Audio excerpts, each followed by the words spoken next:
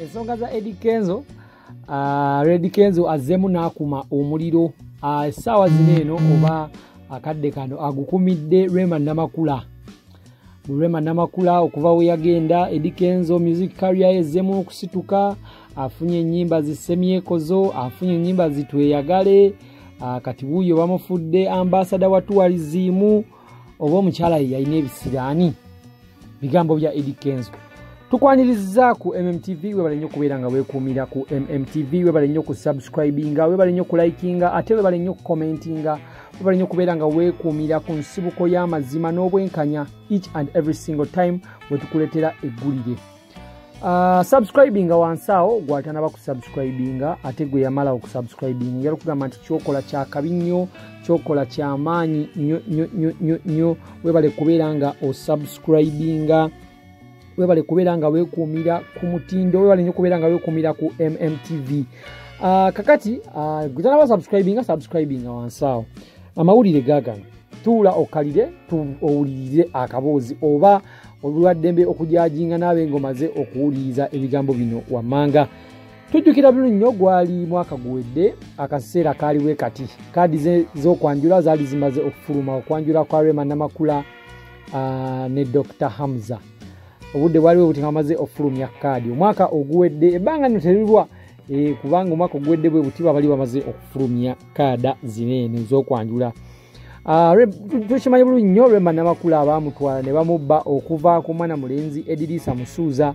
Edilisa Musuuza tukimanyi bulungi nnyo ebbanga liri yonna ery'emyaka egiri emabega abadde yasemba okuba oluyimba ne lukyaka nnyo abadde yakoma ku City Alosi.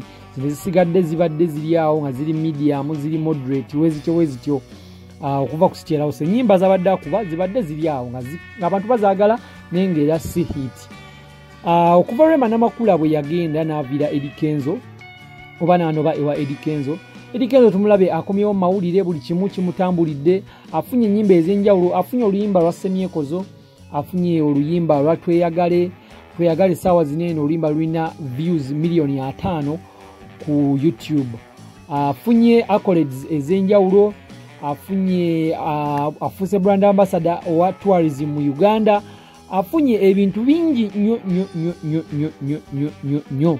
So abaana ba Team Big Talent bavuddeyo ne bawanda omuliro eri Rema Namakula. Ne bagamba Rema Namakula wali oza Eddie Kenzo emabega, wali toyagaliza Eddie Kenzo, wali olina ebisiraani, wali oli mukyala mwenzi, wali ogwebaka n'abasajja abalala, ate nomala nojja ne webakane Eddie Kenzo. Ekintu ekyali kimukuba ebisiraani, ekintu ekyali kimulemesa okubeera nga agendera ddala mu maaso, ekintu ekyali kimukotoggera. Rema Namakula wali mukyala mubi nnyo era omutabufu era eyatobola okutabula Eddie Kenzo n'emikwano gye, abaana ba Big Talent nga bwe bayogera bwe batyo. So Rema Namakula tanaba kubeera nga ate azza omuliro, tanaba kubeera nga ate ayanukula ku nsonga yonna kweno. Rema Namakula tanaba kubeera nga ate azza bakafaya eri abantu baneeno. Nze nno okulowooza okwange sandisalidde Rema Namakula musango, sandibadde nga ate ntekinga side okugamba nti Rema Namakula yali mukyala mubi oba nga alina empisa embi oba nga alina ebisiraani ng'aba Big Talent we bagamba, oba nga mukyala alinamu embeera.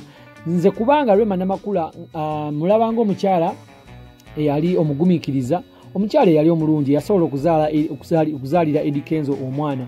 Omukyala yena avaayo n'azaalira omusajja omwana, kyemmanyi omusajja aba amwagala, ate era Rema Namakula muzadde alabidde bulungi omwana. Newankubadde naye ayinamu obuzibu bwe wano ne wali nti agaana Eddie Kenzo okulaba omwana, akola biki.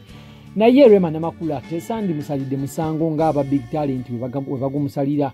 So munaye oliwaddembe okukomentinga wansi n'otubuulira gwe kiki ky'olowooza kweno embeera, kubanga abantu bagamba Rema Namakula yali alina ebisiraani okuva we yaviira Eddie Kenzo, music career ye ezzeemu okusituka, azzeemu okukuba ebivvulu nga we yali abikuba, azzeemu okufuna ssente ziri zennyini, kakati wuuyo emabega nnaku nga nnya emabega afuuse ambassador wa tourism. Tetumanyi Rema Namakula ye wali kintu kino wakyogerako, tugenda batunonyaamu wiiki eyo abeere nga ate yeeyongera okutunnyonnyola, abeere nga yeeyongera okutubuulira. So kyolina okukola subscribing wansi awo, tubeere nga tutambulira wamu, tubeere nga tweyongererayo ddala n'amawulire.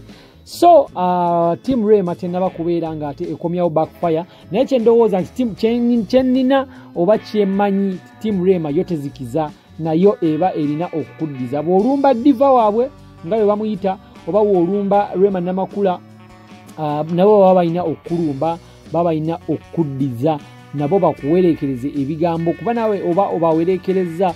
So Rema Namakula tetumanyi nga kyagenda kwogera ku nsonga eno ne Eddie Kenzo tetanaba kubanga nga avaayo nga clarifyinga naye kyemmanyi buli kimu ekiba kigenda mu maaso mu teams zino ez'enjawulo basooka kufunamu ka meeting ne CEO n'abagamba mugende mu maaso oba temugenda mu maaso. So kyekyo ekiriwo okuva side yeeyo ewa Rema Namakula ne Edilisa Musuuza naye ng'era abo bino ebintu wojja ng'obitunulamu Eddie Kenzo career ye emyaka 5 emabega yali yayonooneka ng'ali awo alina afunamu ennyimba zino naziri n'agezaako n'okuyingira mu politics okudda ewa Bobi Wine n'asitukirayo okwo.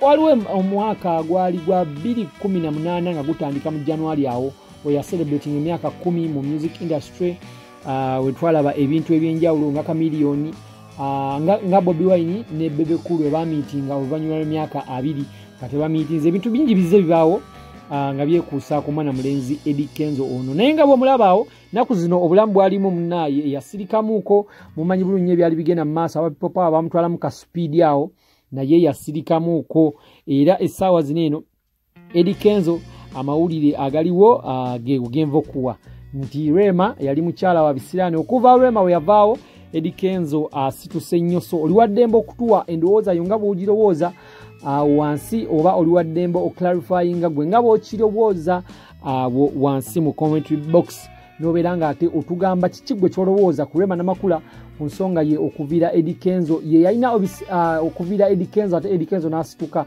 Olowooza Rema Namakula ye yalina ebisiraani oba olowooza Eddie Kenzo akozesezza mukisa gwa Rema Namakula okusituka? Kuba tukimanyi bulungi nnyo n'oluyimba olwakomyawo Eddie Kenzo gwe bayita Semyekozo Rema Namakula yali yabiyimba mu kayimba kaba B2C nti wamponya bulavu niga bu Semyekozo. So commenting awo wansi otubuulire olowooza Rema Namakula ne Eddie Kenzo olowooza Eddie Kenzo asitukidde ku Rema Namakula ku saga ya Rema Namakula oba olowooza Rema Namakula yalina ebisiraani nti we yasobola okuviira nga Eddie Kenzo n'afuna omwami omupya Dr. Hamza ebintu Eddie Kenzo ebitandika okumutambulira obulungi nga bw'omulaba awo naku zino yeeyita His Excellency Brand Ambassador of the Tourism of Uganda ayongeddeko ka His Excellency yapositinze osogera n'okeberako ku Facebook page ye naye subscribinga wansi awo gwatanaba kusubscribinga ate olabike nga weekuumira ku MTV. But right now kankulekere eryeggulire. Bye bye.